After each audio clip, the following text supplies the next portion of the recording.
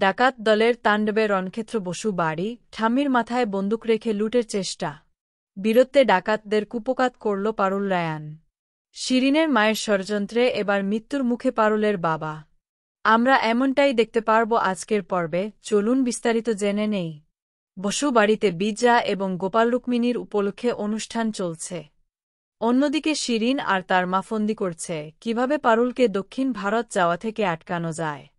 কুখ্যাত ডাকাত দলকে জেল থেকে ছাড়িয়ে আনে শিরিনের মা আর বলে সুযোগ বুঝে ভয় দেখিয়ে সব টাকা পয়সা লুট করে নিতে যাতে পারুল আর কোথাও যেতেই না পারে।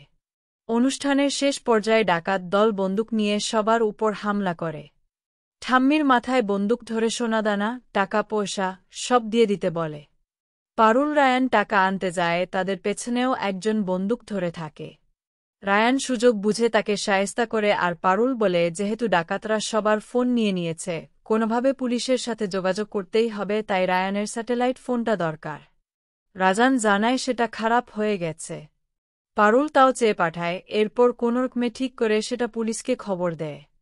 এদিকে বাড়ির বাকিরা ততক্ষণে বাকি ডাকাতদের কুপোকাত করে ফেলেছে। পুলিশ এসে তাদের ধরে নিয়ে গেলেও একজন পারুলের সাহস দেখে ডাক্তার দিদির সঙ্গে তুলনা করে। এই নামটা পারুলের খুব চেনা, কারণ এটা তার মায়ের নাম। পারুল লোকটাকে সবটা জানতে চায়, কিন্তু লোকটা কিছুই বলতে পারে না।